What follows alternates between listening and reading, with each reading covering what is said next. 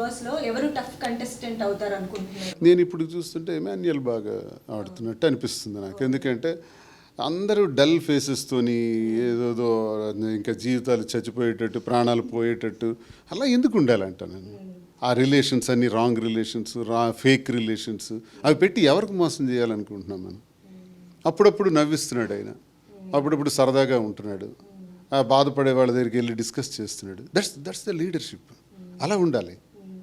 అందులో గెలిచేయటానికే నేను నటించుకొని వస్తాను అంటే జనం అమాయకులు కారు, వాళ్ళు చూస్తున్నారు. ఎందుకంటే మిక్స్డ్ టాక్ ఉంటుంది ఎప్పుడు కూడా బిగ్ బాస్ కి సంబంధించి.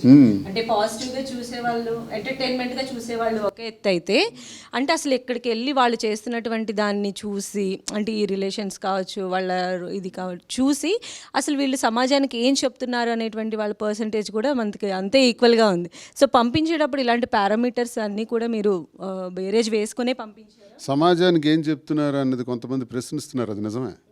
బిగ్ బాస్ కాన్సెప్ట్లో చాలా రాష్ట్రాల్లో, దేశంలో కానీ ప్రపంచ దేశాల్లో కానీ చాలా దాన్ని ఇల్లీగల్గా వెళ్తున్నారు, చాలా తప్పులు చేస్తున్నారు, చాలా కాంట్రవర్సీస్ క్రియేట్ చేస్తున్నారు, చాలా రాంగ్ రిలేషన్స్ పెట్టుకుంటున్నారు. ఇదంతా ఫాల్తు, ఇది ఇట్స్ నాట్ గుడ్.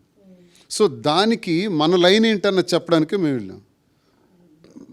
కల్చర్ ఎలా ఉండాలి, బిహేవియర్ ఎలా ఉండాలి, గేమ్స్ స్పోర్ట్స్ ఎలా, ఏంటి లేడీస్కి జెంట్స్కి మధ్య గేమ్ ఏంటి నాకు అర్థం కాదు, చెప్పండి. కామన్ సెన్స్ ఉందా? ఇప్పుడు నాతో మీరు గేమ్ ఆడారనుకోండి, మీకు శక్తి తక్కువ ఉంటుంది, జెంట్స్కి కొంత శక్తి ఎక్కువ ఉంటుంది, మీకు నాలెడ్జ్ ఎక్కువ ఉంటుంది, విమెన్కి బ్రెయిన్ ఎక్కువ ఉంటుంది. అంటే ఆలోచన తీరు, ఓర్పు, సహనం ఇవన్నీ మహిళకు ఉంటుంది, మేల్కు ఉండదు. మేల్కు ఉండేదంతా శారీరక దృఢత.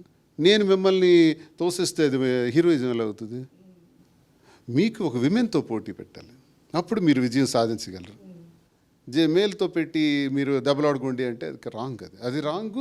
అలాంటి గేమ్స్ కూడా కరెక్ట్ కాదు, అది సొసైటీకి రాంగ్ యాంగిల్లో వెళ్తుంది. అందుకే చాలామంది దీన్ని మళ్ళీ ప్రశ్నించేవాళ్ళు, విమర్శించేవాళ్ళు ఉన్నారు. ఒక గేమ్ ఆడామంటే, ఒక చెస్ ఆడుతున్నామంటే చెస్లో ఏమవుతుంది? We're getting knowledge. ఒక షటిల్ ఆడుతున్నామంటే ఏంటి? ఎయిమ్. బ్యాడ్మింటన్ ఆడుతున్నామంటే ఎయిమ్. క్రికెట్ ఆడుతున్నామంటే టెక్నిక్స్.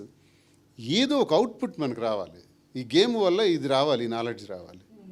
అందులో ఆడుతున్న గేమ్స్ చాలా కూడా ఆ స్కిల్స్ కనపట్టినట్లేదు, నాలెడ్జ్ రావట్లేదు, ఏదో ఫేక్ గేమ్స్ ఆడించి చాలా బిగ్ బాస్లో చేస్తున్నారు. ఇది రాంగ్.